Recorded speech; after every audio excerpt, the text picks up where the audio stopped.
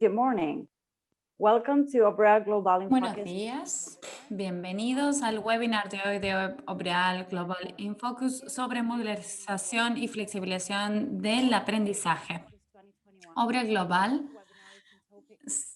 2021 es una serie de webinars de alta relevancia para el sector de educación superior que es promovido por Obreal in Focus y sus socios. Recuerden que las inscripciones para los próximos webinars van a estar disponibles en el sitio web en breve.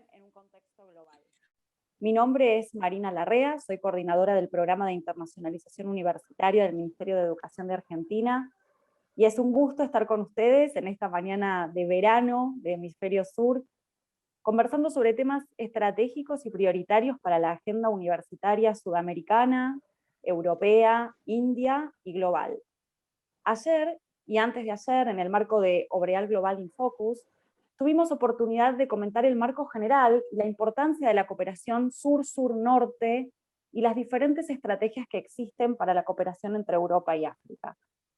Una de las conclusiones centrales fue la necesidad de conectar iniciativas concretas y agendas concretas entre distintas regiones, siendo la cuestión de la empleabilidad y la relación entre la currícula, el aprendizaje y el rol de la universidad uno de ellos.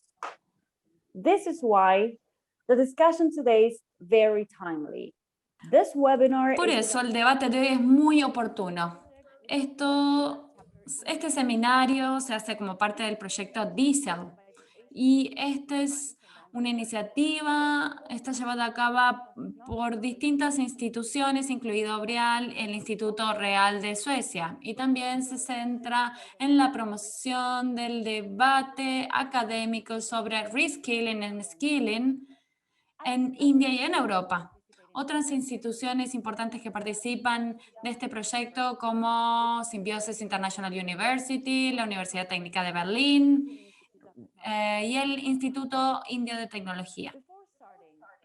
Antes de comenzar, recuerden que hoy Obreal Global in Focus va a tener también participación en la Conferencia Internacional 2021 sobre la internacionalización de la educación, que es organizada por la Asociación de Universidades de India junto con el Banco Mundial y Obreal Global. Este evento se va a llevar a cabo del 5 al 9 de abril y se ha abierto la inscripción. Pueden encontrar toda la información sobre esta conferencia en el sitio web y pueden acceder allí a través del sitio de Obreal Global in Focus.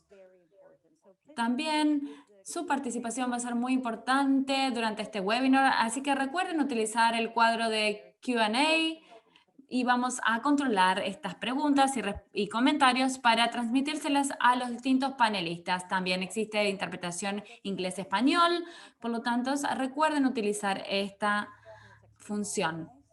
Nos collègues francophones libanais peut-être à choisir la langue de préférence dans l'interprétation. So just to kick off the discussion today, and Entonces, para comenzar el debate hoy y antes de darle la palabra a los demás, me gustaría hablar sobre un proyecto realizado a partir desde el año pasado sobre el Foro Económico Mundial. Y me gustaría leerles dos párrafos. Upskilling puede ser más transformacional cuando implica el desarrollo de actitudes y aspiraciones que le dan a las personas las habilidades para adaptarse de manera continua y de participar en el mundo cambiante del trabajo y en el rediseño de las sociedades, y esto da apoyo a las economías. Y esto implica tener conocimiento para dos tipos de trabajos, upskilling digital y también para el desarrollo de distintas habilidades como el pensamiento crítico, la creatividad e incluso también la autogestión. Estas habilidades hacen que las personas sean más versátiles, más resilientes y que puedan adaptarse y participar de manera integral en la cuarta revolución industrial de la economía, ya sea que tengan que trabajen para una empresa o estén comenzando su propio negocio. Y el segundo párrafo que me gustaría compartir con ustedes es el siguiente. Millones de personas van a quedar atrás si y cuando las industrias en las que estén trabajando ahora sean reemplazadas por nuevos sectores que requieran nuevas habilidades.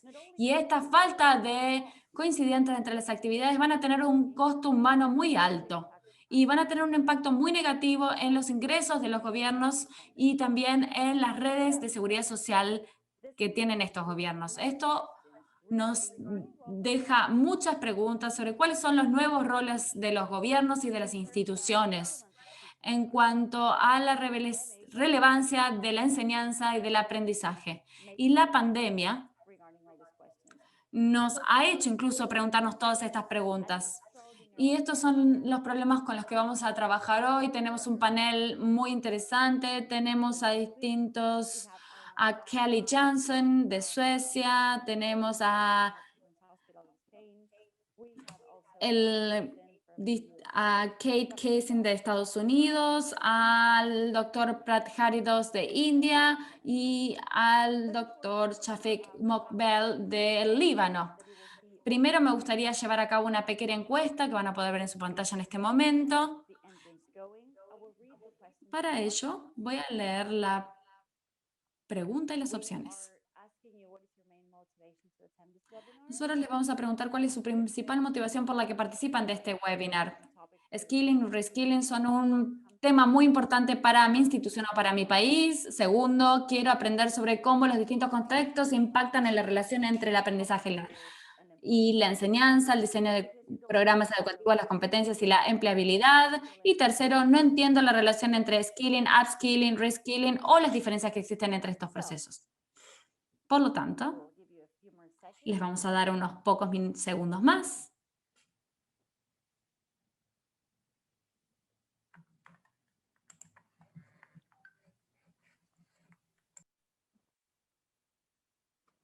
And let's see the answers.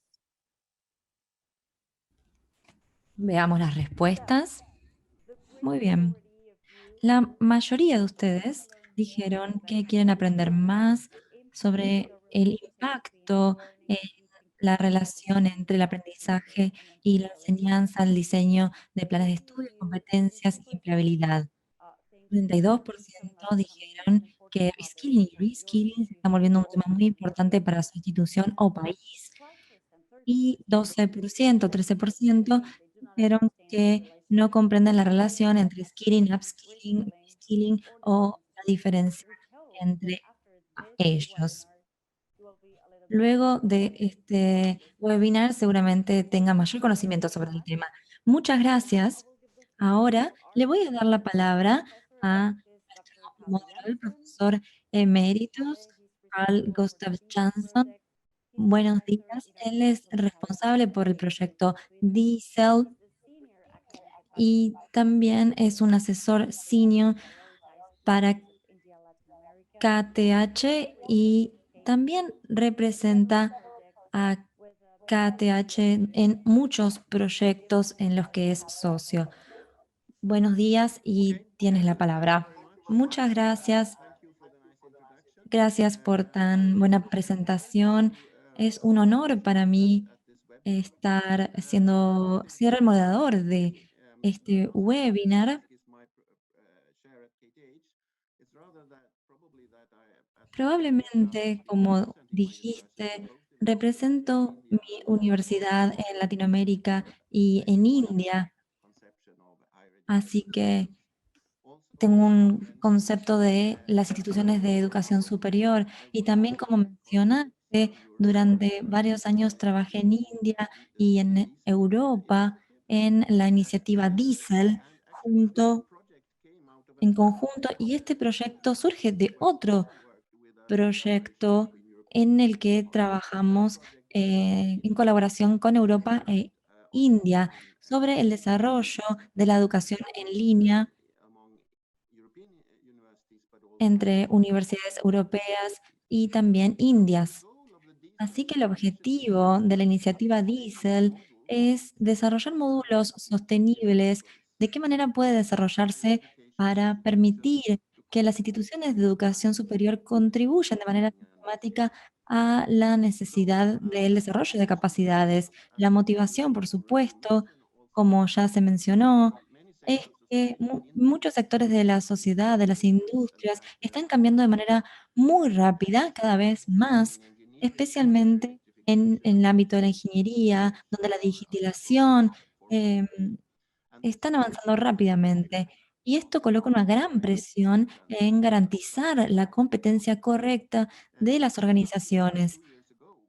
Comenzamos hace 2 años con este trabajo y hemos experimentado un aumento muy grande, una presión muy importante sobre estos temas. Era interesante antes, pero con los informes vemos que hay un aumento, hay un enfoque mucho mayor ahora de lo que había hace 2 años y la discusión está comenzando en torno a al papel de las universidades en este tema, porque eso fue dejado de lado en cierto punto, creo yo.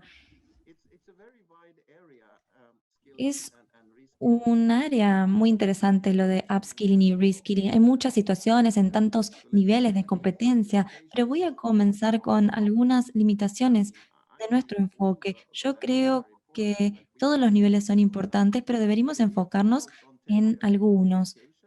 Si nos enfocamos en la educación terciaria, en el nivel educativo, tenemos los graduados que también tienen una orientación profesional y tal vez tienen cierto interés en la ingeniería, por ejemplo. Tal vez no era la intención al comienzo. Lo que hacemos en general es que haya un interés en distintos tipos de profesiones. Lo que yo quiero decir es que tenemos que lograr que los nuevos graduados que consigan empleo en un área relacionada con la educación que recibieron. En muchos países, las personas buscan trabajo, pero no son empleables, no pueden insertarse. En un país como India, es muy difícil conseguir empleo. Entonces, el nivel de desempleo es muy alto. En un país así, es importante lo reskilling, es decir, que los empleados actuales sigan siendo empleados útiles, porque, por ejemplo, pueden tener algún estudio o han cursado, han recibido un diploma y si no se actualizan, probablemente pierdan su trabajo. Es así como funciona. Entonces, para manejar este problema conjunto de capacidades e inserción en el empleo, en el mercado laboral, tenemos que enfrentar un gran desafío. Esto puede realizarse de muchas maneras. Hay distintos escenarios claros en los que las universidades juegan un papel esencial. Entonces las industrias pueden organizarse de manera interna en programas de upskilling y reskilling. Muchas veces se utiliza el término academia y eso tiene que ver con las organizaciones que se ocupan de eso de manera interna. Pero hay distintos actores comerciales que también pueden participar. Y por último, los individuos pueden inscribirse en los cursos ofrecidos por los actores comerciales. En estos escenarios, las universidades no son visibles, están ausentes. Nuestro ángulo es, por supuesto, es que nos gustaría ver distintos escenarios en los que las universidades tengan un papel. Esto no significa que los otros escenarios no existirán. Creo fervientemente que todas las actividades comerciales continuarán existiendo. Estoy preocupado en el rol, por el papel que juegan las universidades. Así que hay 3 escenarios similares en los que las instituciones de educación superior pueden adaptar las últimas partes o etapas de la educación de manera más rápida. Así que podríamos intentar modificar la parte final del programa de educación. En muchos países, las industrias no involucran a otros actores comerciales, sino a las universidades, y hay muchos ejemplos de ese estilo. Yo sé que es exitoso. Y también las personas se registran en los cursos de manera individual sin anotarse en un curso completo. Por supuesto, vemos muchos futuros posibles, uno en el que las universidades tienen un lugar y puedo ver que existe también una combinación de estos escenarios que brindan gran calidad. Y creo que los actores privados y comerciales hacen un gran trabajo, pero al menos en mi país el problema es que es difícil tener un sistema de calidad en el que todos estos actores estén en el mismo nivel. Las universidades, creo, pueden involucrarse y tendrán una buena calidad, así que pueden contribuir a aumentar ese nivel de calidad. También creo que es muy importante para la universidad observar lo que está ocurriendo, porque todo cambia.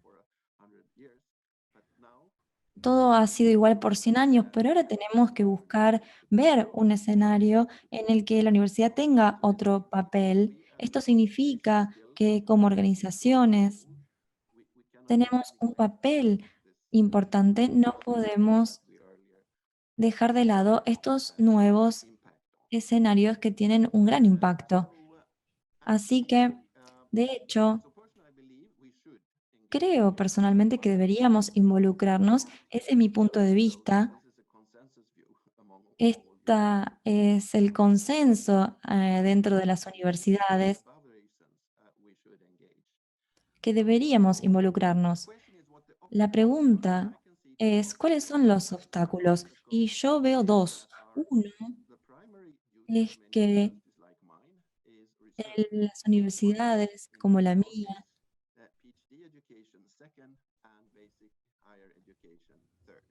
se ocupa primero de la investigación del nivel PhD, de doctorado, y después de la educación superior.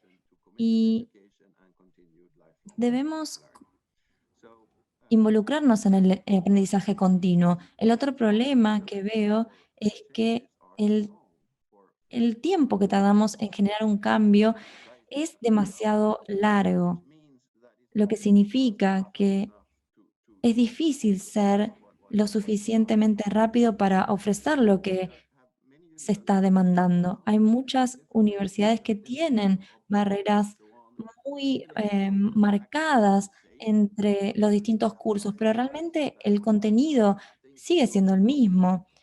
Y, y dentro de estas fronteras que establecen los programas, muchas veces no se puede utilizar el mismo contenido. Necesitamos grandes cambios en el sistema. Si queremos continuar adelante con esto, tenemos que resolverlo. Quiero enfatizar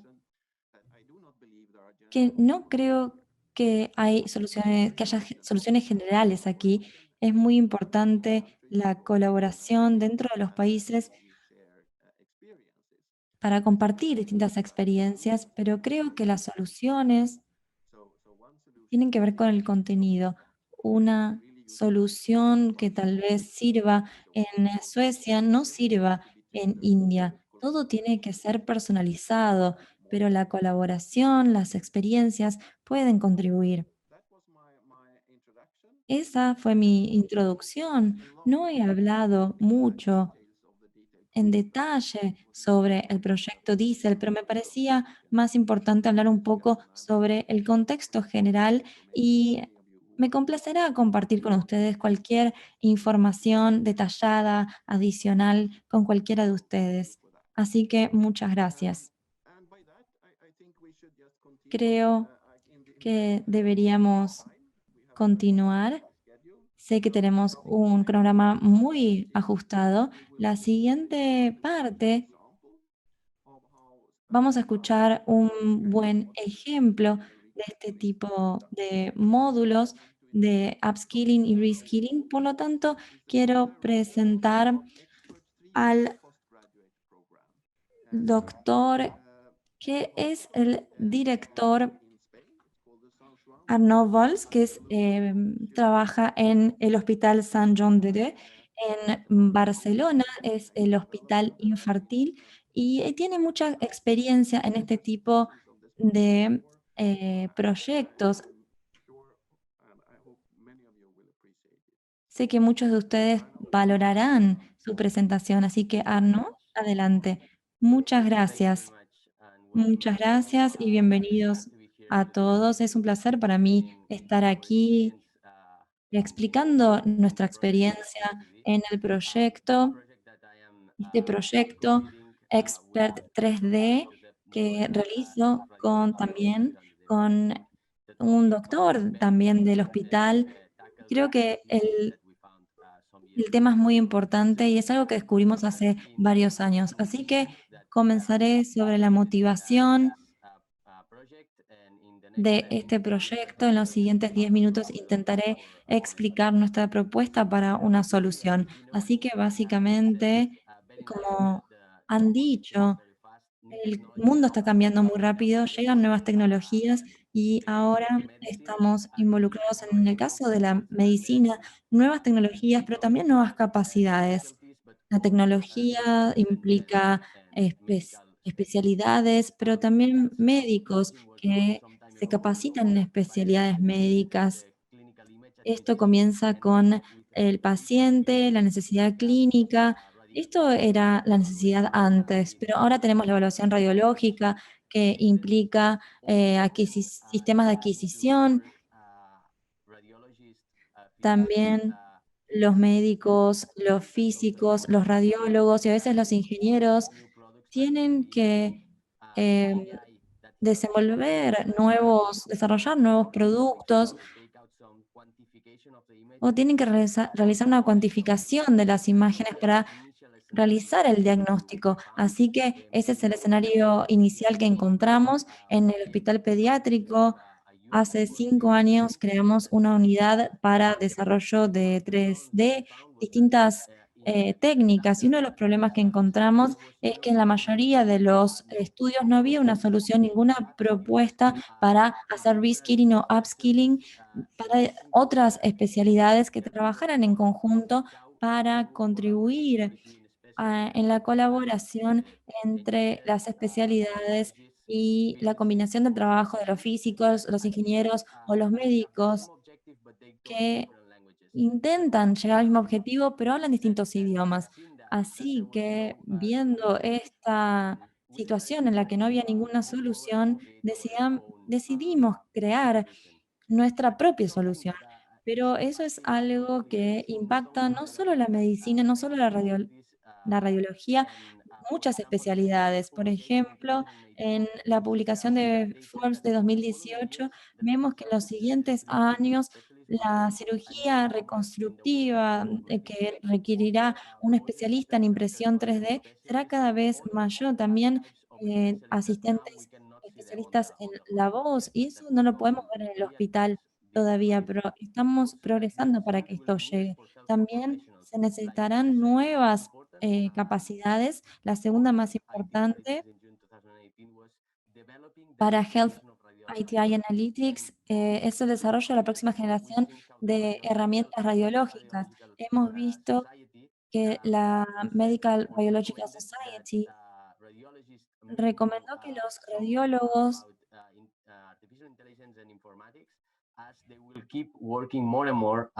deben aprender nuevas capacidades, ya que cada vez trabajarán más con estas herramientas. Así que estamos en un momento de cambio radical en el mundo de la medicina y nuestra solución propuesta es un curso de posgrado con el apoyo de la Universidad Politécnica de Cataluña, aquí en España, junto con la la asociación clínica, en la que dividimos el curso en 8 semanas con 5 módulos, comenzando por la necesidad clínica, también teniendo en cuenta los aspectos legales y éticos, y luego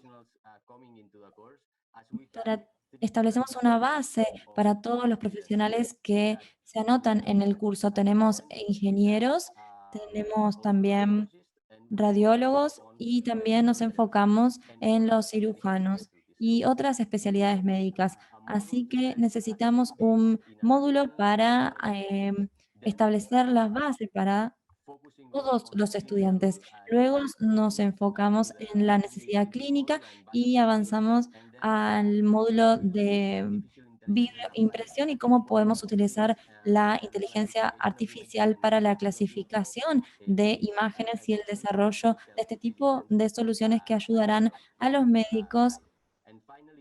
Y por último, también cómo podemos utilizar los datos cuantitativos a partir de las imágenes para contribuir al diagnóstico. Transversal Blended Training Program with 6 weeks online, very El curso interactive. tiene 8 semanas con 6 semanas en línea y una semana con clases presenciales y luego una semana para completar el proyecto de investigación que se lleva a cabo. Y esto, una de las innovaciones es que no solo para técnicos o tecnólogos, sino también para radiólogos, cirujanos y otros tipos de especialistas.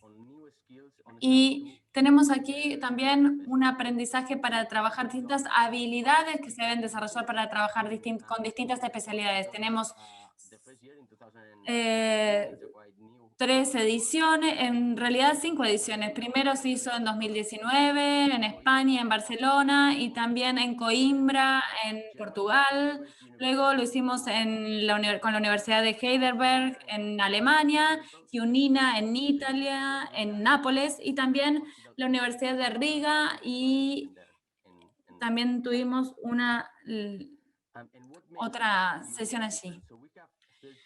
Y tenemos 32 panelistas experimentados o profesores experimentados. Y esto es un cambio, digamos. Si nosotros queremos enseñar o tener un enfoque basado en las necesidades, tenemos que trabajar con todos este tipo de especialistas. Por lo tanto, necesitamos nuevamente radiólogos, ingenieros y cirujanos, que muchas veces son quienes trabajan con estas tecnologías en su vida diaria. También utilizamos distintos profesionales de software y también tratamos de utilizar otros ejemplos del entorno clínico para tener en el curso una planificación completa que sea real, que sea con casos simulados reales, para que puedan transferir todas estas habilidades del curso a su vida diaria. Como dije antes, este curso es una combinación realizada por distintas entidades. En el sector privado teníamos Philips, teníamos distintos hospitales, 4 diferentes, y también tenemos universidades técnicas, como por ejemplo la Politécnica de Cataluña y también el Instituto de Ciencias Químicas de Barcelona, que también ayudan con todo lo que tiene que ver con las bioimágenes. Todo este proyecto se hizo gracias a la financiación de EAT Health, que es una entidad que ayuda a financiar distintos proyectos de innovación o que son de aceleración, también de startups, y también tiene proyectos de campus, que, por ejemplo, proyectos educativos como el nuestro. Y nosotros utilizamos este fondo europeo para financiarnos durante estos 3 años. ¿Cuáles son los resultados hasta este momento? Hemos capacitado a 120 estudiantes de más de 20 nacionalidades que han venido a estudiar este curso en las 5 ediciones que hicimos. Y teníamos un tercio de ellos son cirujanos, un tercio son técnicos de imágenes, y luego tenemos otro tercio que son ingenieros o especialistas de TI que vienen a trabajar con nosotros para mejorar estas habilidades. Y tenemos buenos resultados porque han podido transferir estas habilidades en su contexto. Tuvimos un caso de Uruguay que después del curso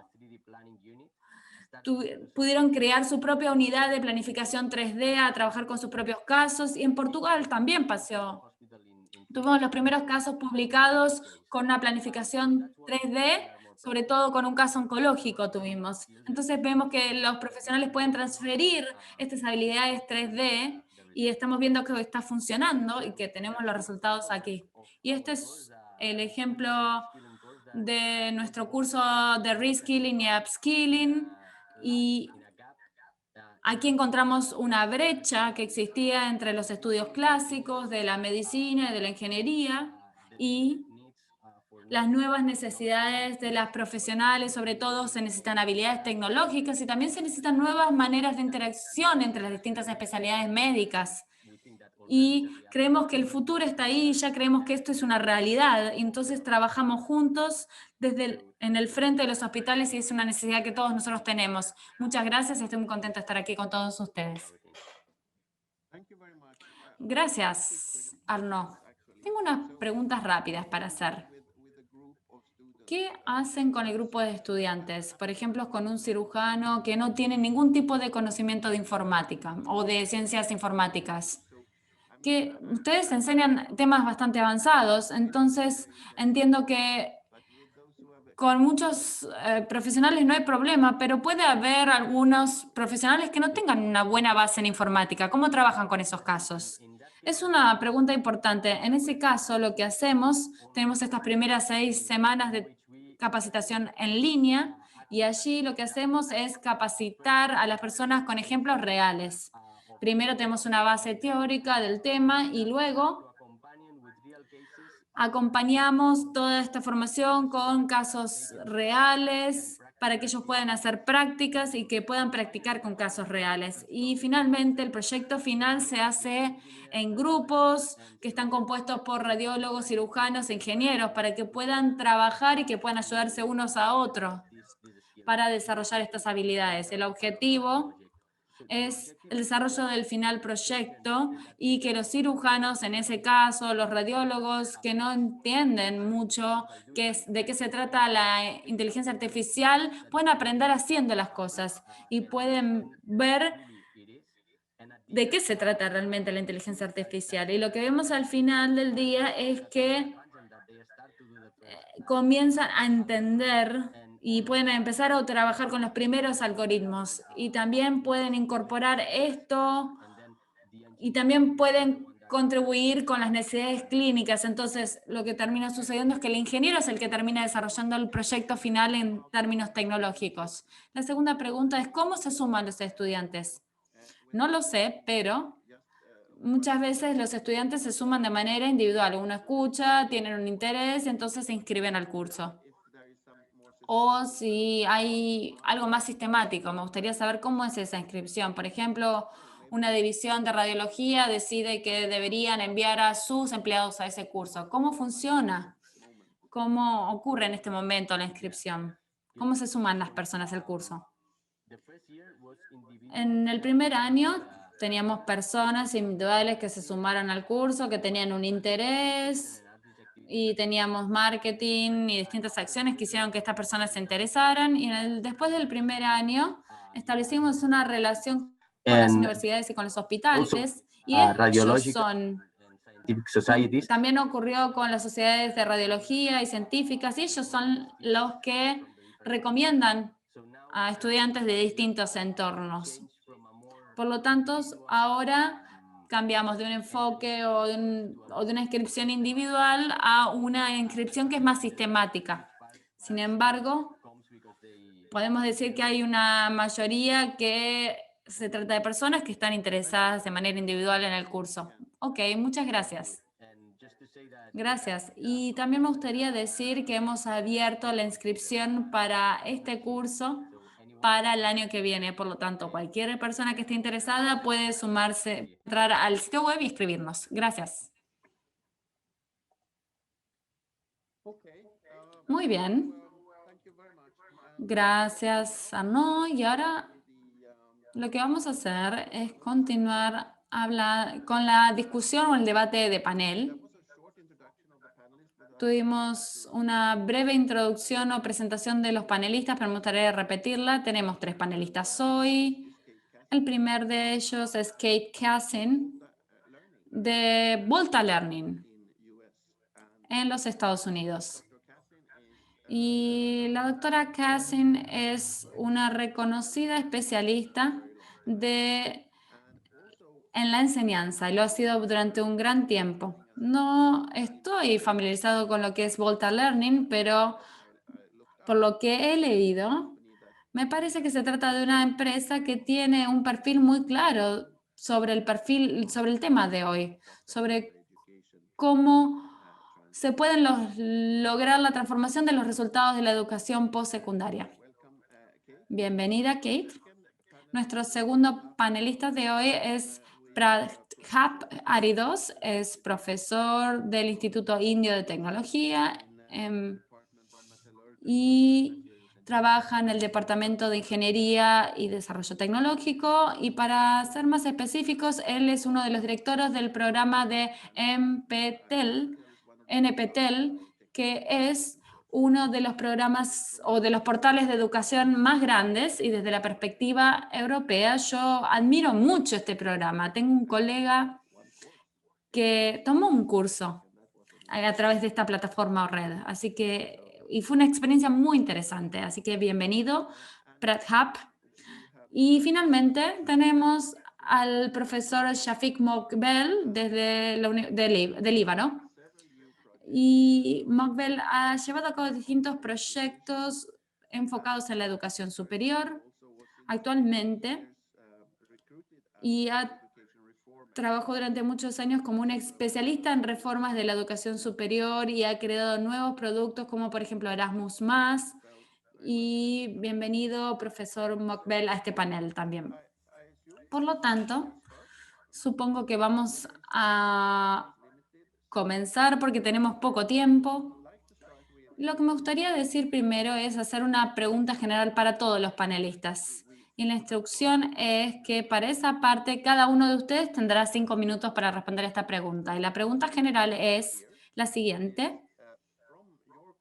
Desde lo que sucede en sus países o en sus contextos, ¿cómo consideran que es la necesidad o el equilibrio que debería existir en upskilling y reskilling en sus áreas? Por supuesto, no tienen que limitarse a que yo mencioné o lo que sucede en sus contextos. Puede haber otras partes de upskilling que ustedes pueden mencionar. Tuvimos una introducción muy buena sobre las habilidades soft, que pueden ser muy importantes, y otras habilidades que pueden ser muy importantes. Entonces, de acuerdo con su experiencia, ¿cómo ven esta situación? ¿Cómo es la situación en sus países en términos de reskilling y upskilling? Tal vez deberíamos comenzar primero por las damas. Kate, te vamos a dar la palabra. Muchas gracias. Buenos días a todos.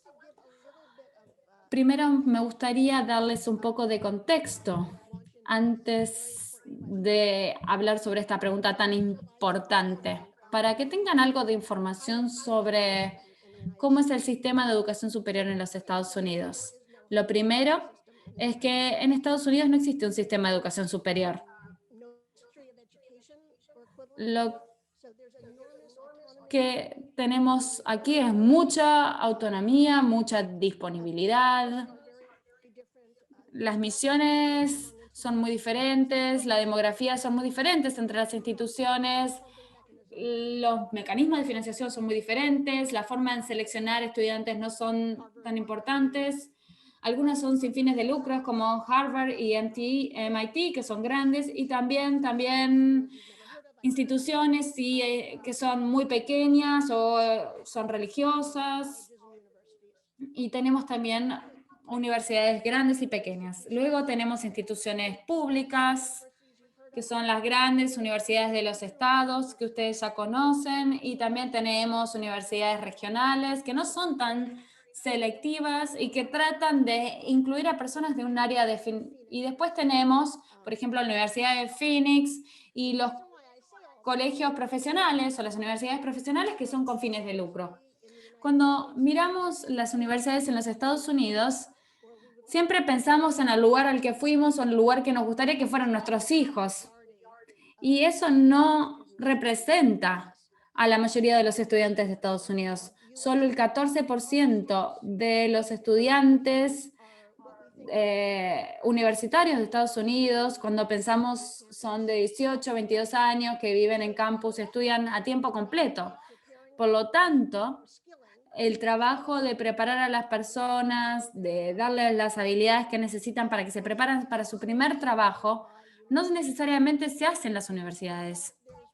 De hecho, existe lo que a veces llamamos excepcionalismo de la educación superior. Las mejores universidades de los Estados Unidos no consideran que su trabajo es preparar a las personas para el mercado laboral.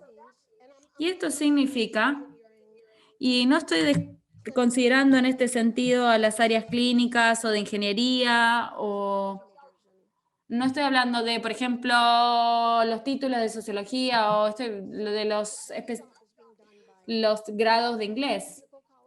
Muchas veces este trabajo de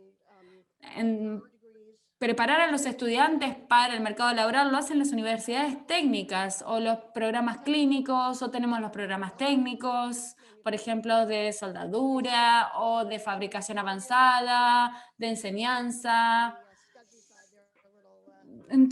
Y también algunas universidades profesionales, también la capacitación militar también es una gran fuente de skilling. También tenemos bootcamps que se concentran en lo que es codificación y son para personas que ya son graduados de la universidad.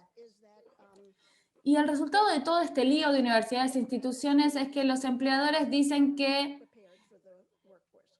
el resultado es que el 11% de los graduados de las universidades están preparados para el mercado laboral, según las empresas. Por lo tanto, el 85% de los administradores de las universidades de Estados Unidos creen que están haciendo un gran trabajo, pero sin duda hay un problema ahí. Esto está comenzando a cambiar. Puedo hablar un poquito de ello más adelante, pero no quiero tomar todo el tiempo. Pero hay nuevos modelos muy interesantes que están surgiendo en este sentido. Tal vez me gustaría hablar un poco más de ello, después de contarles cuán confusa es la imagen en los Estados Unidos. So thank you very much. We are convinced now of the complexity of the US system. Maybe we go, Pratap. Muy bien. Pratap, ¿quisieras comentar sobre el contexto indio? Sí, por supuesto. Muchas gracias a todos por invitarme a este webinar. Sí, el contexto indio es bastante complejo en términos de la educación que está disponible. Hay muchas personas que quieren estudiar. Hay pocas instituciones financiadas por el gobierno en cuanto a educación superior, e ingresar en ellos es un proceso muy competitivo. Así que normalmente hay 100.000 estudiantes, por ejemplo, que aplican para ingresar a la universidad, y solamente el 1%, 1.000, pueden ingresar. Por lo tanto, el enfoque es cómo eliminamos 99.000 aplicantes. Por lo tanto, normalmente hay un examen de ingreso muy difícil para ingresar a las instituciones de educación superior. Y el propósito de esos exámenes es eliminar a la mayoría de los estudiantes de manera muy desafortunada. En una universidad de filosofía es un poco más inclusivo, pero no es lo que queremos lograr, aunque logramos que ingresen muchos estudiantes en esta institución. Tenemos un porcentaje de inscripción de 26%. 10, 15 años atrás era del 15% y hemos logrado aumentarlo a 26% y hay mucho interés de las personas en ingresar a la universidad. Y ese es un escenario que significa que hay miles de estudiantes que no podrán presentarse y también el número de profesores es un tema. Por lo tanto, los, las instituciones en la India intentan buscar maneras innovativas de incluir a más personas y hay mucha libertad para pensar en cómo hacerlo. De hecho, algunos de los programas, el Programa Nacional de Tecnología y Aprendizaje Mejorado, es un programa en el que intentamos ver si podemos encontrar la manera de aumentar la cantidad de personas, de alumnos, y también no reducir la calidad en el proceso. Hay distintos enfoques y ahora tenemos un paquete de distintos enfoques que mencionaré brevemente más adelante.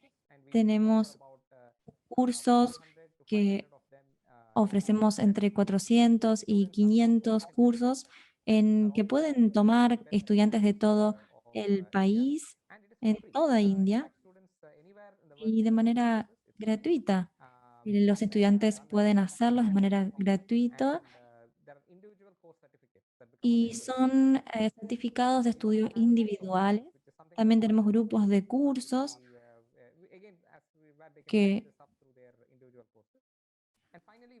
Y por último, hemos comenzado con cursos en línea. Todo se realiza en línea excepto la evaluación que se hace en persona. Los estudiantes, de hecho, pueden demostrar que son capaces en el área que han elegido. Hemos tenido un gran éxito en base a los comentarios que recibimos de los estudiantes que participaron de estos cursos. Así que voy a concluir aquí y más adelante agregaré más información. Muchas gracias. Profesor Mokbel, ¿podría comentar sobre la situación en el Líbano en cuanto a esta cuestión? En su contexto inmediato. Muchas gracias, profesor Cale. La situación en el Líbano también es muy compleja, también es un país muy pequeño, pero hay distintas universidades muy autónomas, con distintas perspectivas. Las universidades son completamente independientes. Sin embargo, son muy competitivas, incluso antes de que se crearan los sistemas de calificación, la competitividad entre ellas lo volvió un sistema muy eficiente en términos de generar progreso. Volviendo al tema que nos compete hoy, skilling, upskilling y reskilling, hace algunos años, de hecho, un año antes de la pandemia de la COVID, comenzamos a pensar en distintas escalas en el país, especialmente teniendo en cuenta este grupo de Erasmus Plus. ¿Qué sucede con las calificaciones? Y comenzamos a pensar en las asociaciones profesionales, porque ha habido porque de hecho en el mercado local sabemos que en el mercado internacional son muy pocos las personas provenientes del Líbano. Por ejemplo, los ingenieros libaneses que trabajan en la región del Golfo han tenido el problema de la competitividad. Entonces ha habido una acción y comenzamos a reunir cuál es la calidad necesaria para mejorar las cualificaciones en el Líbano, para llegar a tener el mismo nivel que en Europa. Realizamos una encuesta y comenzamos a pensar en los graduados y en un enfoque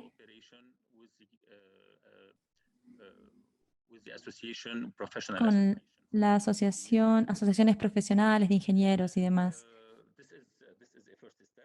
Este fue el primer paso y luego avanzamos, después de la pandemia, a un segundo paso junto con las asociaciones profesionales para rediseñar. Habíamos creado una plataforma de e-learning, tuvimos conferencias, ingeniería versus ingenieros, que tuvo lugar en agosto, y esta conferencia es una acción que todavía continúa y queríamos intentar, con los ingenieros primero, crear a nivel nacional programas que promovieran nuevas cualificaciones para una transformación digital. Así que en los distintos sectores de ingeniería hemos identificado herramientas, cómo funcionan y para las carreras principalmente. Y a nivel universitario, si pensamos en el foro económico, de hecho, el profesor Cariu lo mencionó al principio. Si vemos a los perfiles de los distintos países, los empleadores, las empresas prefieren tener eh, un- una enseñanza interna y luego externa.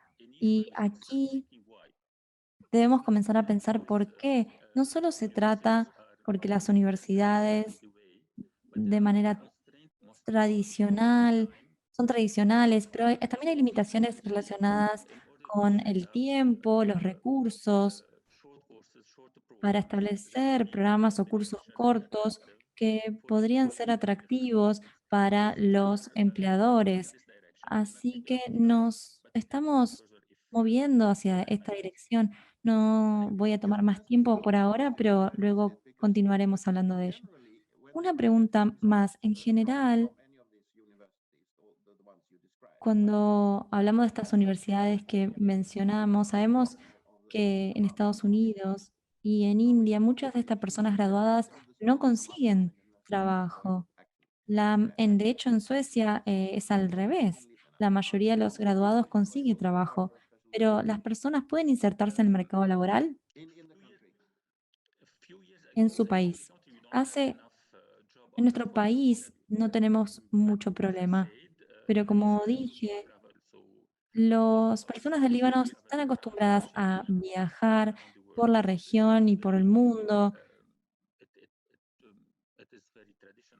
Es una tradición en nuestro país, pero hace algunos años la situación cambió drásticamente. Hoy tenemos una crisis muy grande en Líbano y comenzamos a pensar sobre todos estos temas, cómo hacer un upskilling en todo el sistema antes de la crisis, antes de que explotara la crisis, debido, por ejemplo, nuestros ingenieros profesionales, cuando salen al mercado global, queremos que sean competitivos. Gracias. Creo que ahora realizaremos una segunda ronda. Algunos de ustedes ya mencionaron esto, pero me gustaría si pudiesen hablar sobre los distintos actores. ¿Cuáles serían los distintos actores? ¿Cuál sería el equilibrio entre lo comercial y las universidades? Así que, Kate, ¿quisieras continuar? Sí, ahora veo que mucho de las mismas situaciones suceden en todo el mundo y eso es alentador. Quiero hacer una distinción entre empleado y empleable. La mitad de todos los graduados tiene trabajo, pero no necesariamente en un trabajo que requiera tener ese diploma o haber cursado esa carrera. Entonces, eso resulta bastante claro. Tienen muchísimas deudas también. Y una de las cosas que me resulta interesante es el uso de la tecnología y eso ha cambiado mucho el panorama. Primero, la idea de tecnología como acceso, que también nos sucede en en nuestro hogar o implica, implica si vivimos en un área rural. Y los MOOCs que fueron muy populares hace unos años, pero la tecnología professor focused model can't, right? So es that algo distinto a lo que solemos concebir, porque la tecnología ofrece oportunidades para la práctica, work, para trabajar en equipo. Hay muchas cosas que podemos hacer en línea y la tecnología puede hacer que las personas no pueden lograr. También esta idea permitió desarrollar las microcredenciales, que son capacidades relacionadas con el mercado muy específicas, relacionadas con la tecnología, de la información, algo muy específico.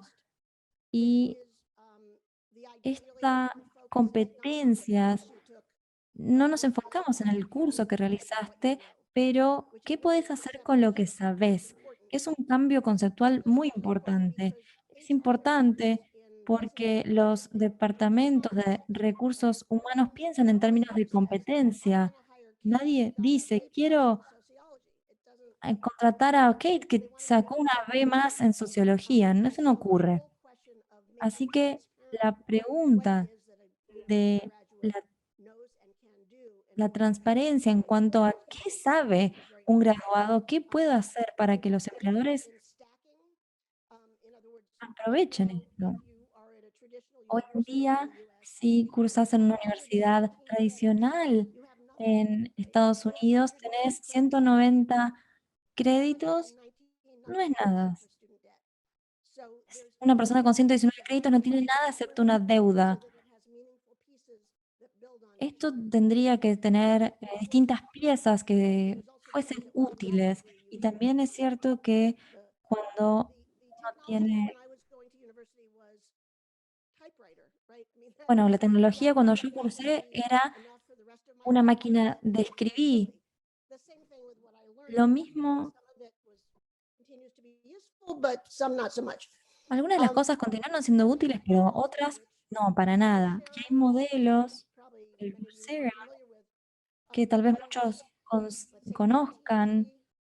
Por ejemplo, trabaja con AT&T y Georgia Tech, entonces podemos ver que muchos de estos cursos se triangulan, módulos, y esto tiene que ver con que las universidades no se mueven rápidamente por su cuenta. Les lleva varios años desarrollar un programa y para ese punto ya es obsoleto. Así que hay que tomar una parte más pequeña, validarla,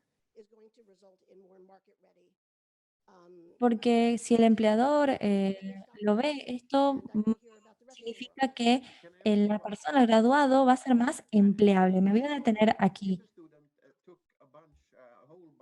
Coursera courses individually without no coaching. ¿Qué sucede con estos estudiantes que, por ejemplo, toman varios cursos en Coursera y los incluyen en su portfolio o en su cartera de cursos y dicen que no tienen un título de grado, pero tienen todos estos cursos. ¿Qué tipo de estatus va a tener eso? Ninguna. No tiene ningún tipo de estatus. Pero por eso es tan importante la idea de las competencias, porque el enfoque está en demostrar lo que uno puede hacer. Entonces, alguien que puede mostrar una cartera o un portfolio de lo que ha hecho, por ejemplo, que ha trabajado en TI. Esta es una de las pocas áreas en donde a las personas no les importa si tenés un título de grado o no, sino les importa lo que pueden hacer. Parece que es más importante tener un portfolio de trabajos y no de cursos. Muchas veces, uno de los problemas que uno no tiene es cuando uno muestra un registro de los cursos que tomó, no hay información real que se vea allí.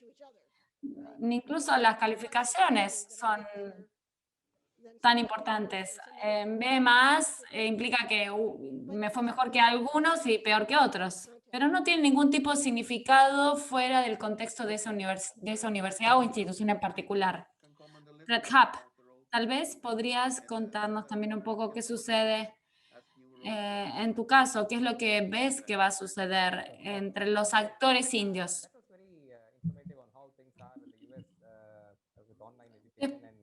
Nosotros vemos lo que ha hecho Estados Unidos y tenemos algunos aspectos similares aquí.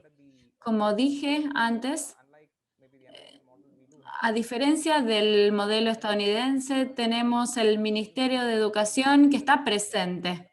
Y también tenemos el de Desarrollo de Recursos Humanos, que fue creado recientemente, y tenemos el Ministerio de Educación.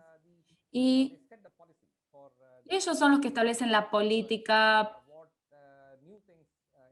sobre las nuevas cosas que pueden hacer las universidades. Obviamente nos escuchan y muchas de las cosas que hemos hecho por cuenta propia en los últimos años son parte de lo que se llama política educativa nacional.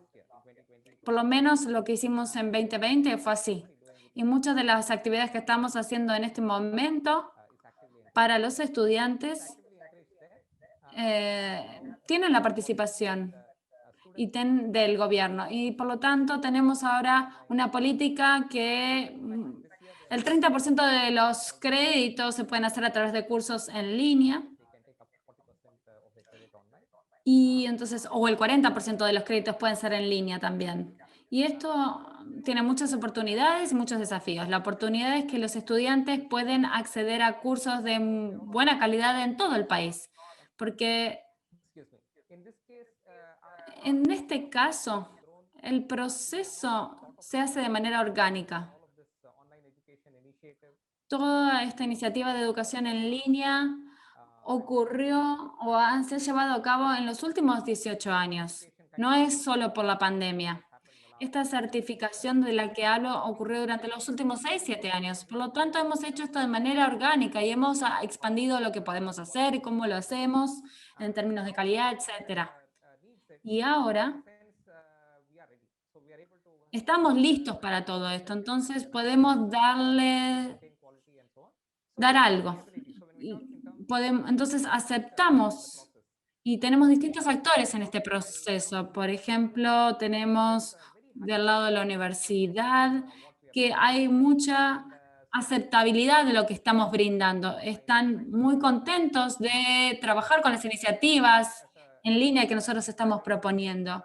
Y como decía, esto indica que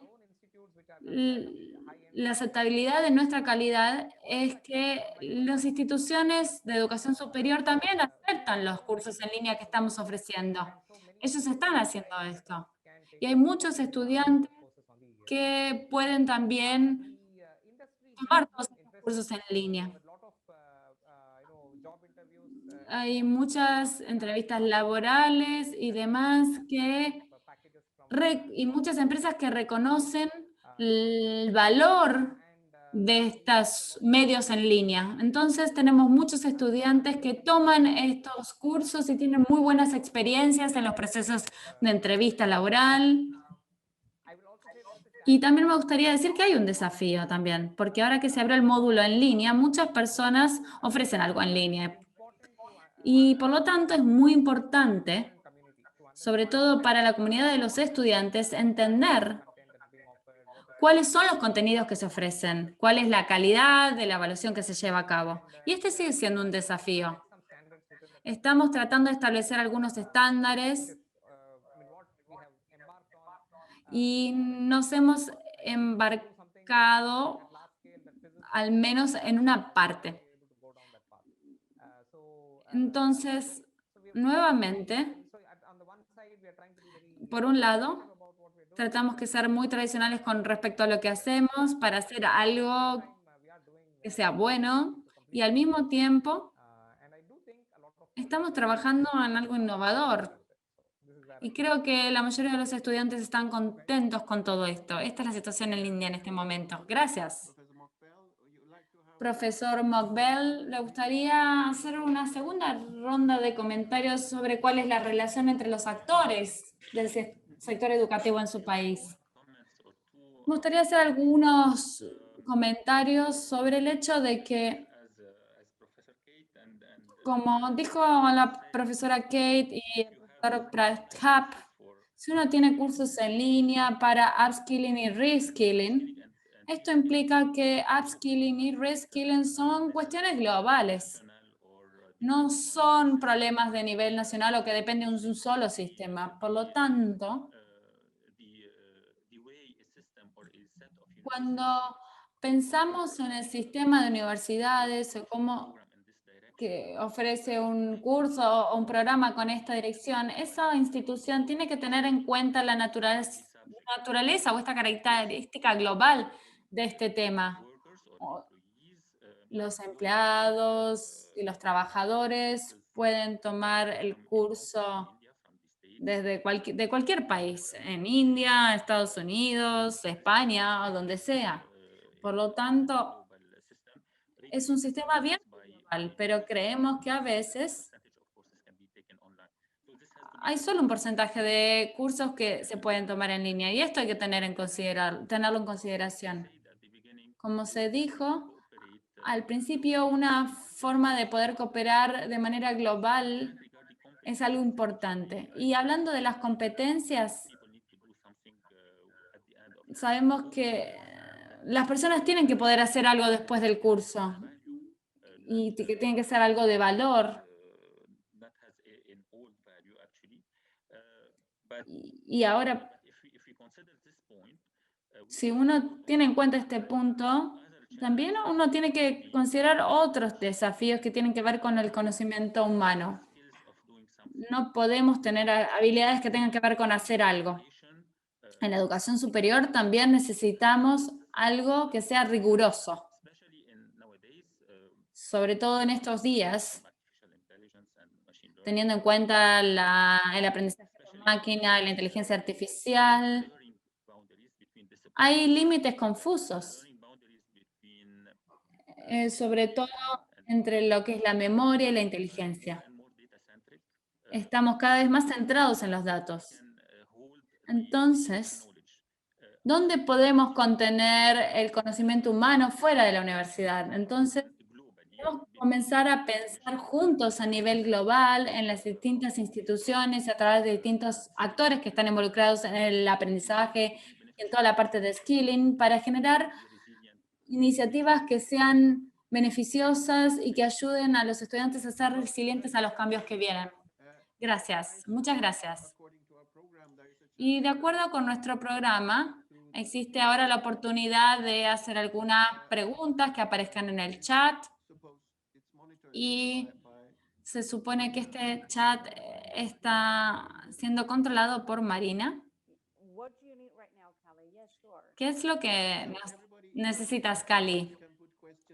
No sé si el público hizo algunas preguntas a través del sistema de preguntas y respuestas. Ahí sí creo que Marina está a cargo de supervisar este chat. Eso espero.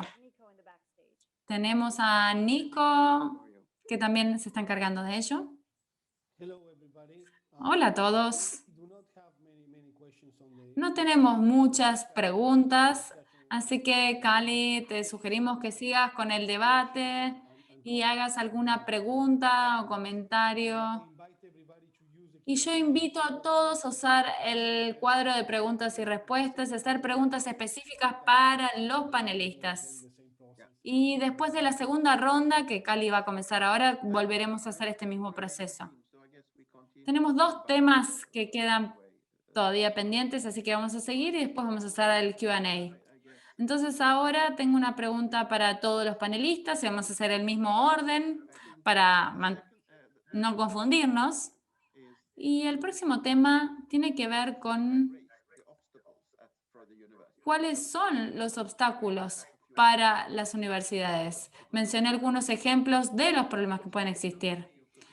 Entonces, si pudieran hacer comentarios con respecto a su perspectiva, porque suponemos ahora que las universidades quieren participar de todo este proceso, pero ¿qué tipos de cambios en los sistemas necesitamos que ocurran en las universidades para que las cosas cambien de una manera sostenible? Muchas veces lo que sucede es que uno hace una iniciativa o un esfuerzo, pero después no vemos que hay una participación continua. Y la pregunta es, ¿qué hay que hacer o qué tienen que hacer las universidades teniendo en cuenta la situación actual? Kate, puedes comenzar. Esta es una buena pregunta. Muchas gracias. Digo esto como ex profesora. Yo creo que el cambio más importante que tiene que ocurrir en el contexto de Estados Unidos es un cambio del profesor, que es como el centro del universo en este momento, a considerar al estudiante como el principal actor, que tiene distintas formas de aprender. Y una de ellas es a través de profesores y especialistas, pero hay otras formas de aprender, por ejemplo, haciendo o reflexionando sobre lo que se hace, todo esto que tiene que ver con reflexionar sobre el propio hacer, etcétera. Ahora, por lo menos en Estados Unidos, la idea es que el estudiante ahora es esencialmente pasivo, simplemente absorbe información. Y tiene que mostrar de manera activa que digerió la información que le dio el profesor. Y como dije, Estados Unidos no está produciendo graduados que estén preparados para el mercado laboral, porque son estudiantes muy pasivos. Lo único que saben hacer es tomar exámenes. Pero en la vida real eso no es lo que se hace para ganar un salario. Entonces tenemos que cambiar el modelo, tenemos que pensar en distintas formas de aprendizaje. Y también ver cómo cada estudiante puede entrar en este sistema. Me gustaría decir que el problema del conocimiento también es muy importante. Si el conocimiento, el desarrollo del conocimiento y la comunicación del conocimiento se consideran los principales trabajos de la universidad, yo creo que es por eso que existe una brecha entre las necesidades de los empleadores y lo que hacen las universidades. Es en esta concepción del conocimiento. Sabemos que el conocimiento cambia de manera constante. Y ahora hay cosas en que las computadoras son mejores que nosotros. Por ejemplo, recordar cosas. Las computadoras lo hacen mejor. Pero hay cosas en las que los seres humanos somos mejores. Entonces hay que pensar en esta parte futura. ¿Cuál es la relación entre los humanos y la tecnología? Y también, ¿cuáles son esas cualidades que son inherentemente humanas? Por ejemplo, las habilidades interpersonales, los aspectos o las competencias culturales, el trabajo en equipo, etc. Yo creo que ese es el principal tema en Estados Unidos. Dado estos cambios, si observamos el sistema complejo en Estados Unidos, desde la Ivy League y las otras universidades, ¿hay una diferencia entre ser más conservador o más innovador? ¿Podés encontrar algún patrón entre todos estos distintos actores? Sí, yo diría que en lo que pensamos en la universidad estadounidense es una parte muy pequeña de toda la imagen. No tienen que ser innovadoras necesariamente, porque Harvard, MIT o cualquiera de ellas, pero la mayor parte de la innovación existe un poco más abajo, porque esas universidades que están en una posición muy competitiva tienen que realmente innovar para ser exitosas. Así que hacen cosas muy interesantes. Yo ayudé a diseñar el College for America, que se basa en la competencia. En la Universidad South New Hampshire, no la conocía antes de comenzar a trabajar, pero comencé a trabajar en esto desde cero. Y ese modelo que se basaba en la competencia se utiliza, entre otras cosas, en muchos campos de refugiados en distintas partes de África, de Medio Oriente, y funciona porque es flexible, es en línea y demás. Así que es muy interesante. Creo que es cierto que la innovación proviene o tiene que encontrar una manera de suceder. Bien, muchas gracias.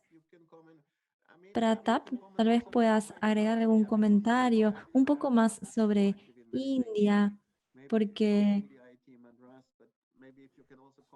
tal vez puedas comentar sobre los otros actores, porque Madras es muy activa, pero tal vez puedas comentar sobre otros actores. Bueno, de hecho, es un punto muy interesante cómo las personas se adaptan, qué intentan hacer. Unas depende del marco en el que se opera también. Muchos institutos tienen educación en línea y las universidades están intentando seguir este patrón. También diría que en nuestra experiencia en las universidades, lo que motiva la mezcla de mecanismos es que muchas veces tenemos una... si- Lo que sucede es que se plantea, si todo está siendo ofrecido en línea de manera gratuita, ¿qué sucederá con nosotros? Así que estos mecanismos, estos procesos, funcionan como en bucle y es importante darles flexibilidad, pero no que reemplace todo lo demás.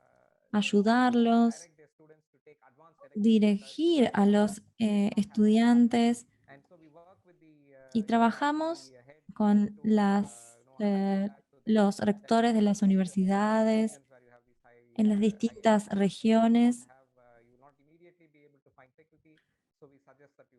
Sugerimos que se enfoquen en la innovación y también tenemos una estrategia de innovación que será parte de este proceso para que sea posible a través de una plataforma ver el desempeño de los estudiantes, asistir a los estudiantes, por ejemplo, si tienen alguna asignación, para que puedan participar. Así que este es un desafío con el que tenemos que trabajar. Intentamos que todo el mundo trabaje en conjunto. Tratamos de ver lo que sucede desde la perspectiva del estudiante. Entonces desarrollamos este curso en línea y hemos tenido en cuenta en este escenario que los estudiantes que ingresan a la universidad no provienen directamente de la universidad, de la secundaria. Es distinto que en Estados Unidos. Eh, Hay personas mayores sentadas en la universidad y esto en India no sucede. Hay una mezcla homogénea de estudiantes que tienen alrededor de 23 años. Así que tenemos este desafío de hacerlo en línea, pero no queremos que esto derive en una pérdida de la humanidad, del contacto humano.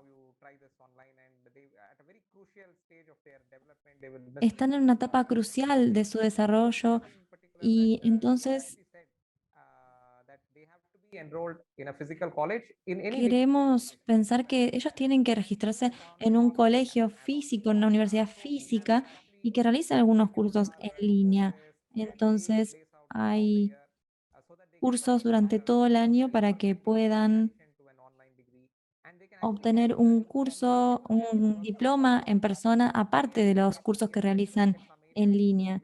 La idea de que sean especialistas en un área determinada a través de estos cursos en línea y pueden estudiar en las universidades y también obtener un título adicional en línea. Esas son las posibilidades. Y es muy interesante ver que la interacción humana es muy importante y también tienen acceso a educación. Así que este tipo de desafíos son algunos de los que tenemos hoy en día en la India. Professor Mokbel, you mentioned also Profesor about Mokbel, usted mencionó que las universidades del Líbano son muy autónomas.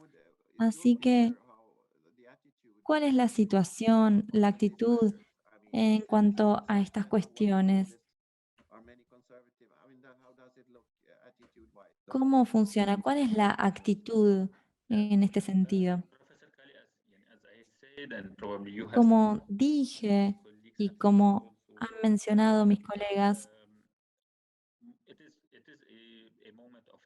es un momento de transición, de cambio, pero en Líbano tenemos una gran crisis y hoy estamos en modo de supervivencia. Puedo hablar de lo que sucedía hace unos años, pero tenemos los mejores colegas, los mejores profesores están dejando el país, así que es una situación difícil. Hace 2 años, en esta discusión sobre cómo hacer un reskilling, adaptar el plan de estudios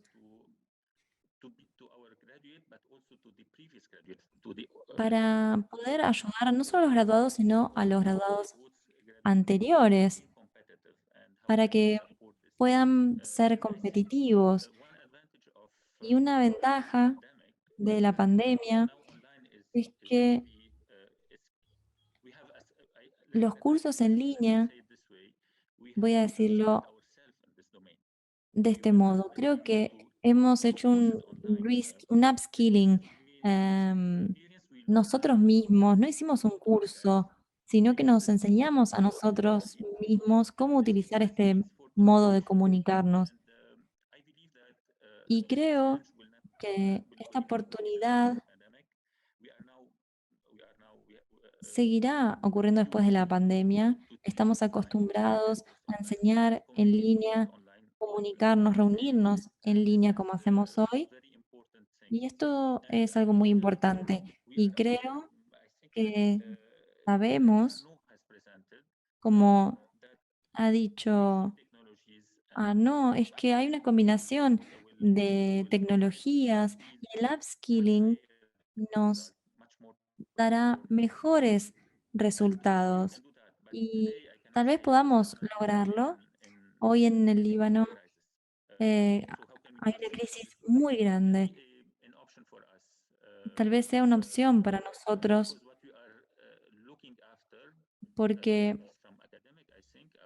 este tipo de enseñanza permitirá restablecer las conexiones. Pero esto es algo que existe a nivel global, no solo en la región. Hay un nicho de interés para repensar las viejas conexiones y tal vez sea una transición en la educación superior. Tal vez no sea rápida, pero hemos aprendido cosas, muchos hábitos han cambiado y creo que eso es positivo, porque cuando damos el mismo curso de la misma manera, obtenemos la misma perspectiva. Creo que es muy interesante cambiarlo. tiene un lado muy positivo. Eso es lo que quería decir. Gracias. Muchas gracias. Creo que el tema que tengo aquí en mi lista tiene que ver con el valor de la colaboración internacional en esta área. Somos países pequeños, Líbanos pequeños, Suecia es pequeño, y luego tenemos dos países grandes como India y Estados Unidos. Para los países pequeños, creo que es muy importante tener cooperación internacional en todos los aspectos, pero en un país grande la actitud tal vez sea distinta. Quisiera que comentaran sobre este equilibrio entre los problemas internos y esta colaboración internacional. Adelante, Kate. Well, I'm very excited by that Me vision. entusiasma mucho esta visión. Creo que Across the globe, we're en todo el mundo tenemos que hacer el upscaling, mencionó el profesor Mokbel. Estados Unidos está resurgiendo de un periodo de aislamiento forzado, diría. Creo que ahora hay un interés creciente en reconocer que en todo el mundo no somos interdependientes solamente, sino que hay personas que hacen las cosas mejor que nosotros. Y entonces es tonto si pensamos en todo desde un punto de vista económico, hacer todo de manera aislado en nuestros países, cuando no solo hay upskilling, pero hay una perspectiva distinta con respecto al género también. Así que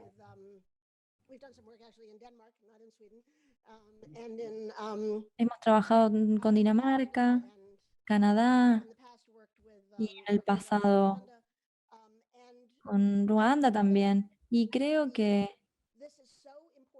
esto es muy importante, especialmente para los estadounidenses que han sido muy tontos en no ver, no mirar al resto del mundo.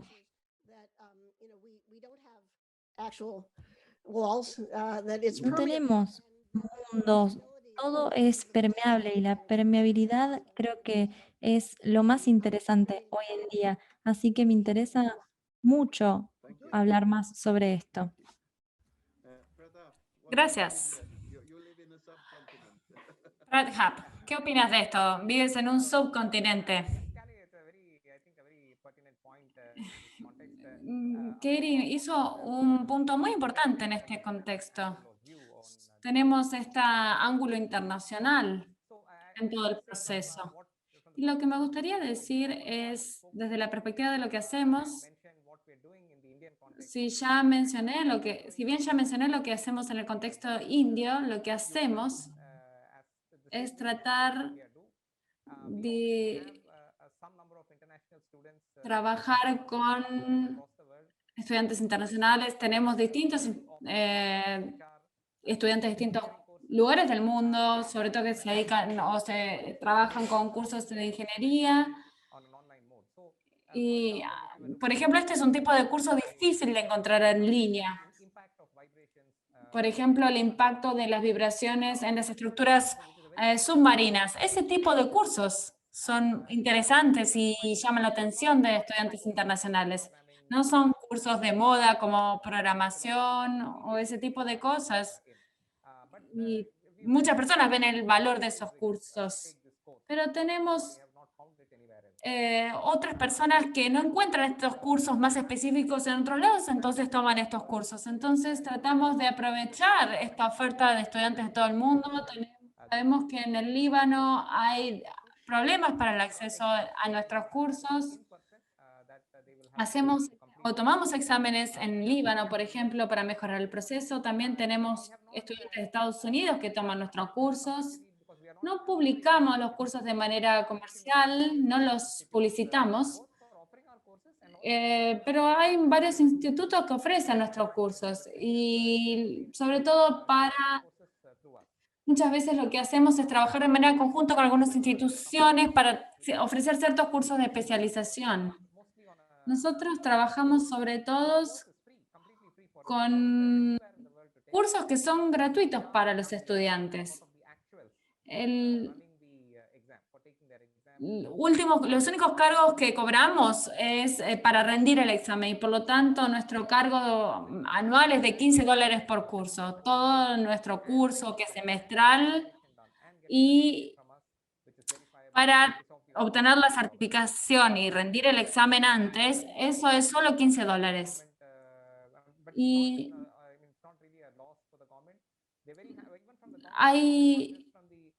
tenemos también muchas veces a los gobiernos también les gusta ofrecer nuestra especialización de recursos humanos. Es algo que está disponible para todo el mundo. Tenemos estudiantes de Ghana que toman cursos y hay también muchas personas en Pakistán, en Bangladesh, en Sri Lanka, que están tomando nuestros cursos. Tenemos algunas limitaciones políticas, pero tenemos estudiantes en Pakistán y estamos muy contentos de poder trabajar con ellos y que se interesen en nuestros cursos. Nosotros sentimos que esta es una gran oportunidad para que los profesores puedan llegar a los estudiantes en línea y en otras partes del mundo. Y lo mismo ocurre con los estudiantes. Hay muchos estudiantes que de otra manera no tendrían la oportunidad de conocerse o acceder a otro tipo de cursos. Y también hemos trabajado mucho con esta iniciativa, tenemos confianza, sabemos cómo hacerlo y sabemos qué tipo de problemas encontramos en distintos lugares. Y tenemos distintas soluciones que podemos utilizar para manejar las distintas peculiaridades de cada uno de los lugares en los que trabajamos. Entonces, esa es una gran oportunidad que tenemos. Profesor Mokbel, último comentario sobre esta cuestión. Se ha dicho todo prácticamente, pero me gustaría repetir lo que la doctora Kate y el doctor Pratchett han dicho. Y tiene que ver con la pregunta anterior. Todo estudiante tiene valor en sí mismo. Todos somos países pequeños. Pero cuando tiene que ver con el aprendizaje es algo muy personal y muy preciado. Y cada aprendiz tiene su propio valor. Y el estudiante, el alumno, siempre se sorprende. Entonces, yo espero que tengamos una buena cooperación internacional y yo creo que el aprendizaje debería ser internacional ahora. Esto no es algo que podamos cuestionar, pero tenemos que buscar formas para hacerlo, para incorporar más y más valor a esta experiencia de aprendizaje. Hay que trabajar de manera conjunta para ser mejores. Esto no es fácil, porque el aprendizaje también es contextual. Tiene que ver también con la forma en que los seres humanos perciben las cosas. Pero estoy seguro que con las herramientas de comunicación que tenemos hoy en día son importantes. Por ejemplo, tenemos herramientas digitales y creo que estamos obligados a movernos hacia el ámbito internacional. Y debido a lo que he escuchado de los profesionales hoy aquí, creo que tenemos el compromiso para construir algo bueno. Y esto es lo que me gustaría decir. Muchas gracias. Nico, parece que tienes algunas preguntas para hacernos. Sí, tenemos algunas preguntas de América Latina y de África. Por lo tanto, este es un diálogo realmente global y nos complace poder decir esto. Me gustaría comenzar con nuestra primera pregunta que viene de Sudáfrica. ¿Cuáles las preocupaciones de nuestra audiencia o de nuestro público tienen que ver con la metodología? ¿Cómo hacemos todo esto? ¿Cómo ponemos esto en práctica? La primera pregunta es de Sudáfrica y dice: la digitalización de la educación superior ha obligado a los estudiantes en Sudáfrica, y en todo el mundo agregaría, a ser más independientes en cuanto a su experiencia de aprendizaje y de enseñanza, sobre todo debido a la COVID-19. ¿Qué elementos pueden usar los académicos para asegurarse de que los estudiantes tengan pensamiento crítico e independencia en sus programas de estudio? Cualquier persona del panel, ¿quién le gustaría hablar sobre esto? Kate. Me gusta mucho esta pregunta. Creo que uno de los elementos más útiles o de las cosas más útiles que ha ocurrido con este reskilling forzoso es que las personas han descubierto los recursos internos que no sabían que tenían. Sobre la pregunta de cómo los estudiantes pueden desarrollar estas capacidades personales o interpersonales que son soft, se necesita cambiar el modelo para ello. Cuando tengamos modelos en línea, también tenemos modelos híbridos que son muy interesantes, porque hoy en día todos vivimos estas vidas híbridas. Por ahí compramos en línea, pero después vamos a una tienda. A veces hablamos con un ser humano cara a cara y a veces en una reunión en línea. Entonces, tenemos estos dos modelos y siempre muchas veces criticamos en línea y decimos que lo presencial es lo bueno. Entonces, tenemos que ver cuál es lo mejor según la geografía, según el tiempo, según el lugar, qué se puede hacer con una aplicación, con un teléfono, qué se puede hacer con una computadora, qué se puede a través de un evento en la comunidad. Tenemos que expandir la noción de aprendizaje más allá del aula. Y creo que esto es algo crítico. También el contexto es importante. No vivimos en un mundo solamente permeable, sino que todas las empresas multinacionales necesitan que las personas trabajen entre sí, no solo de manera conjunta, sino con diversos equipos o con equipos diversos alrededor del mundo.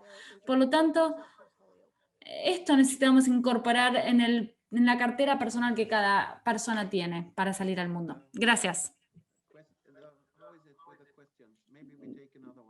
Tal vez podemos tomar alguna otra pregunta.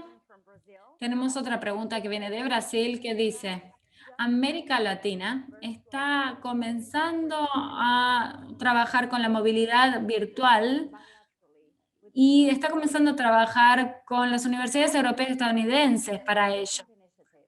Al principio mencionaron distintas iniciativas. ¿Qué podemos hacer para acelerar la movilidad sur-norte? Y no nos olvidemos de las universidades en el continente africano. La misma persona dice, de hecho, no mencioné, no mencionó que hay participantes de Latinoamérica en su programa en Barcelona. ¿Hay otros ejemplos que podamos dar? ¿Alguien que pueda participar, que pueda ayudarnos? ¿Alguien que pueda comentar sobre esta iniciativa? ¿Alguien del panel que quiera tomar esta pregunta? ¿Puedo decir algo?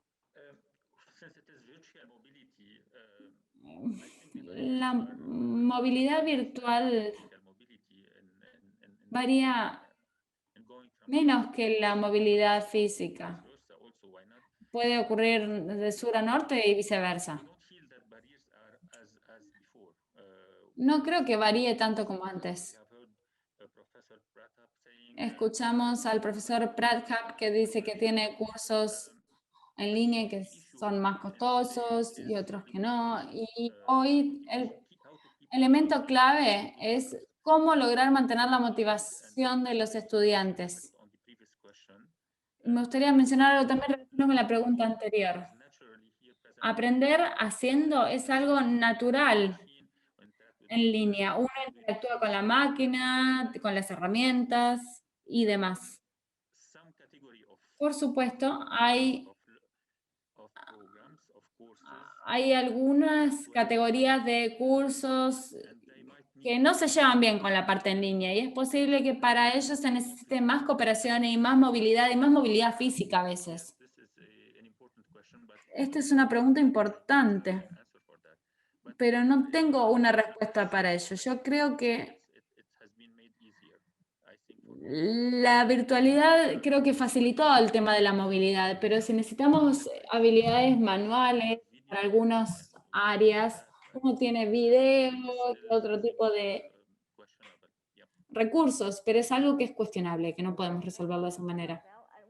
Gracias, profesor McGill. Tenemos otra pregunta más. Sobre todo, ¿cómo hacemos esto? ¿Cómo hacemos que este cambio suceda? ¿Cómo manejamos ¿Cómo manejamos las clases prácticas o de laboratorio en plataformas de aprendizaje virtual? ¿Cómo se maneja esto? ¿Cómo se hace? ¿Qué sugieren que se hace en estos casos? ¿Puedo tomar la pregunta primero? Cali. Creo que es una muy buena pregunta. Y este es un desafío que las personas que están trabajando en el modo en línea tienen que abordar a distintos niveles. En India, por ejemplo, debido a todo lo que está sucediendo, tuvimos una opinión de la Corte Suprema que dice que no es posible que un título de ingeniería se pueda hacer realmente 100% en línea, debido a que las profesionales necesitan tener habilidades prácticas. Y lo que hemos hecho en muchos de estos casos, y que es muy interesante, es que digamos que tenemos un curso de química, que es de química avanzada. Entonces, lo que hacemos es para este tipo de cursos, invitamos a los profesores del curso para que nos digan a cuántos estudiantes podrían enseñarles durante el receso de verano, podrían darles clases prácticas. Y por ejemplo, ellos nos dicen que pueden tomar hasta 20, 40 estudiantes, y lo que hacemos en el curso en línea, les indicamos a los estudiantes que pueden ir a la universidad y hacer este programa. Y le damos un certificado aparte por esto. A veces tenemos patrocinadores de distintas personas que financian esto, entonces logramos que estos estudiantes vengan a la universidad y tenemos clases prácticas. Estas clases prácticas son muy útiles, muy interesantes, y también hace que podamos traer juntos en una aula distintos estudiantes con antecedentes diferentes, que esto es muy interesante. Y no todos los estudiantes de la clase tienen que no todos tienen que hacerlo, no todo el mundo está interesante, sino que el grupo de estudiantes que está realmente motivado toma estas clases prácticas. Y muchas veces lo que hacemos, porque no todos los estudiantes están motivados, sino que es parte del programa de estudios que tienen que tomar un curso. Por lo tanto, trabajamos con los cursos que están altamente motivados. Entonces, esto nos permite trabajar de una manera híbrida. Se podría expandir a todos los estudiantes, pero a veces es mejor no hacerlo así. Me gustaría hacer un comentario en este sentido. Creo que todo el mundo está trabajando con la educación a distancia. Todas las universidades comenzaron desde cero y en un mes toda la educación se lleva a cabo a distancia. Pero no ha habido entonces mucho debate sobre cómo la pandemia afectó todo el año pasado. Entonces, en este debate tenemos que considerar el mundo de la pospandemia. No sabemos qué va a suceder con lo virtual y cómo va a seguir adelante. Entonces, este es uno de los debates que vamos a tener que tener claramente. Estoy sorprendido que parece que todo ha funcionado en un periodo tan corto de tiempo. Hemos podido empezar a trabajar en un modo muy diferente. Sin duda hay pruebas, hay evidencia en nuestro país que, por ejemplo, fue muy difícil para los estudiantes de secundario estudiar a distancia, y es claro que la curva de aprendizaje no fue lo que debería haber sido en muchos casos. Pero no hay un debate uniforme, un análisis uniforme de todo esto. Vamos a ver qué sucede. Espero que pronto.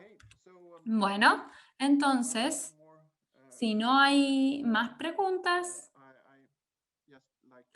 me gustaría cerrar esto. Creo que, en primer lugar, creo que estamos todos muy de acuerdo que ha sido algo muy interactivo y todos hemos podido participar, y creo que todo este tema es muy importante para todos nosotros.